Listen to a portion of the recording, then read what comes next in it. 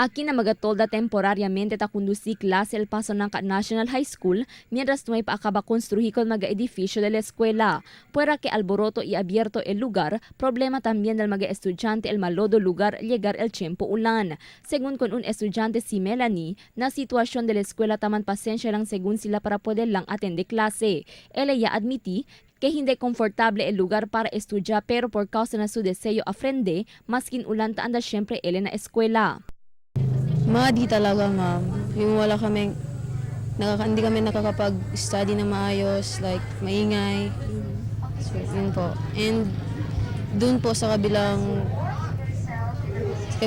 campus, medyo maputik talaga. So yung mga estudyante, nahihirapan talaga every time na umuulan. Según con el principal de la escuela Jonathan Silao, actualmente tausa sila con el 10 magatolda para onde conduci klase. Noon 1049 populación de la escuela, tiene que implementar sila shifting classes. Grade 9 y grade 10 ta conduci klase aga, mientras tarde el grade 7 y grade 8.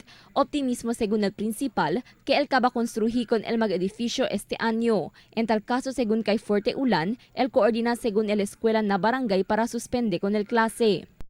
Yes, I have to coordinate closely with the barangay because it's the only the barangay chairman who can suspend classes. But so we have to take note the importance of safety for the students. So anything that will class flooding, buyag-buyag, no, or malakas talaga ang ulan, then I have to call Chairman Julian.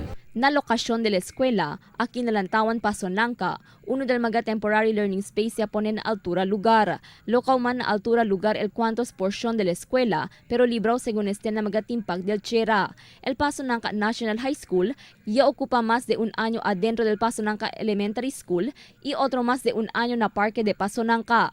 El Pasonanca National High School, uno na 3 escuelas secundaria, que de más reciente ya crea y aproba el gobierno.